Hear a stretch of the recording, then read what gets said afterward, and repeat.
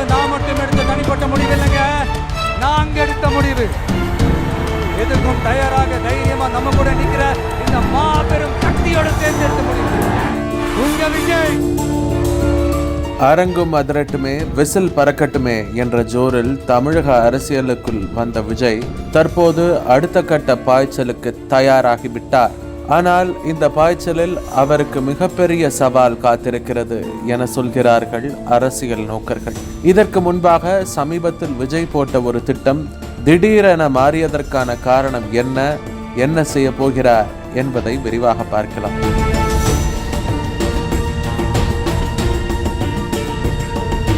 September 17ஆம் தேதி பெரியாரின் பிறந்த நாள். தமிழக வெற்றி கழகத்தின் கொள்கை தலைவராக பெரியாரும் இருக்கிறார்.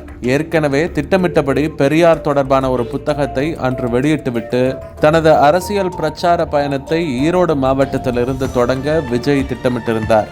ஆனால் தற்போது அதில் மாற்றம் செய்யப்பட்டுள்ளது. வருகிற 13ஆம் தேதி திருச்சியிலிருந்து விஜய் தனது பிரச்சாரத்தை தொடங்குகிறார். இதைத் தொடர்ந்து பெரம்பலூர், அரியலூர் உள்ளிட்ட மாவட்டங்களுக்கும் விஜய் செல்கிறார். தமிழகத்திற்கு திருப்பத்தை தரப்போகும் திருச்சி வருகை என்று தாவேகாவின் தொண்டர்கள் மகிழ்ச்சியில் இருந்த நேரத்தில் ஆளும் திமுக அரசு நெருக்கடியை அதிகரித்துள்ளது.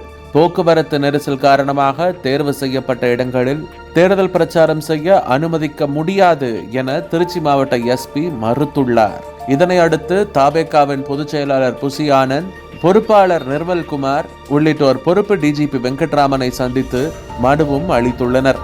ஏற்கனவே மதுரையில் விஜய் நடத்திய மாநாடு திருச்சியில் நடத்தவே தாவேகா திட்டமிட்டிருந்தது. ஆனால் திருச்சி மலைக்கோட்டையின் சூரிய அமைச்சரின் தலையீடு காரணமாக தாவேகாவின் இந்த திட்டம் நடக்கவில்லை. இதன் காரணமாக மதுரையில் மாநாடு நடந்தது. இருந்தாலும் மதுரை மாநாட்டுக்கு கூட உள்ளூர் அமைச்சர் மூர்த்தி பல்வேறு இடையூறுகளை ஏற்படுத்தினார் என தமிழக வெற்றி கழகத்தின் தேர்தல் பிரிவு பொதுச் செயலாளர் ஆதவ் அர்ஜுனா குற்றம் சாட்டியிருந்தார். விஜய் தான் செல்லும் மாவட்டங்களில் காலை 10 மணி முதல் மதியம் 3 மணி வரை பிரச்சாரம் செய்வார் என சொல்லப்படுகிறது. மேலும் ஒவ்வொரு மாவட்டங்களிலும் 2 பாயிண்டுகள் இதற்காகவே பிரத்யேகமாக தேர்வு செய்யப்பட்டுள்ளன. அந்த மாவட்டத்துக்கு போனாலும் அந்த மாவட்டத்தில் இருக்கும் பிரச்சனைகள் முதலில் பேசவும் முடிவு செய்யப்பட்டுள்ளது. அரசியல் ரீதியாக திமுக தலைமையை கடுமையாக விமர்சிக்கவும் திட்டமிடப்பட்டுள்ளதாம். விஜயின் முதற்கட்ட அரசியல் பயணத்தில் அவர் தேர்வு செய்துள்ள இடங்களுக்கும் தற்போது கூடுதல் முக்கியத்துவம் கிடைத்துள்ளது. அவர் தனது முதல் அரசியல் மாநாட்டை விக்கிரவாண்டி வி சாலையில் நடத்தினார். அது பெரும்பாலும் வன்னியர் மற்றும் பறையர் சமுதாய மக்கள் பரவி வாழக்கூடிய பகுதியாகும்.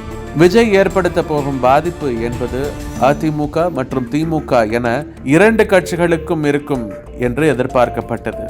ஆனால் தற்போது அதிகாரப்பூர்வமான பிரச்சாரத்தை மத்திய மண்டலத்திலிருந்து தொடங்குகிறார். மேலும் அவரது பிரச்சாரம் என்பது டெல்டாவை நோக்கி நகர்கிறது.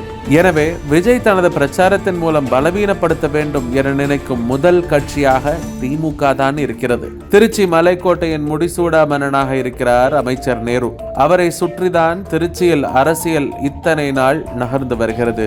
இருந்தாலும் கல்வி அமைச்சர் அன்பில் மகேஷ் வந்த பிறகு அதில் கொஞ்சம் முட்டல் மோதல் ஏற்பட்டு வருகிறது.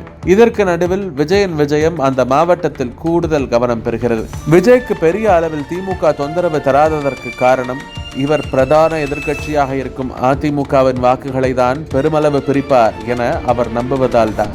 ஆனால் தற்போது விஜய் செய்து வரும் நகர்வுகள் என்பது திமுகவை பதற்றத்திற்கு உள்ளாக்கியுள்ளன.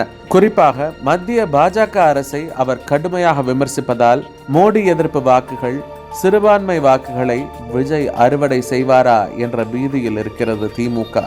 அதே நேரத்தில் அதிமுகவும் கொஞ்சம் அச்சத்துடனேயே விஜயை பார்த்து வருகிறது. காரணம், அதிமுக பொதுச் செயலாளர் எடப்பாடி பழனிசாமியும் தற்போது தேர்தல் பிரச்சாரத்தில் ஈடுபட்டு வருகிறார். அதிமுகவின் வாக்குகளை விஜய் சிதைக்காமல் இருக்க என்ன செய்ய வேண்டும் என்ற நோக்கத்திலும் எடப்பாடி பழனிசாமி சிந்திப்பதாக சொல்லப்படுகிறது. விஜய் நடத்தும் 10 நாள் மக்கள் பயணம் என்பது தமிழக அரசியல் கட்சிகளுக்கும் மத்தியில் கூட்டணி கணக்குகளை மாற்றி போட்டாலும் அதில் ஆச்சரியப்படுவதற்கு இல்லை என்கிறார்கள் அரசியல் நோக்கர்கள். நடக்கப் போவதை பொறுத்திருந்து பார்ப்போம்.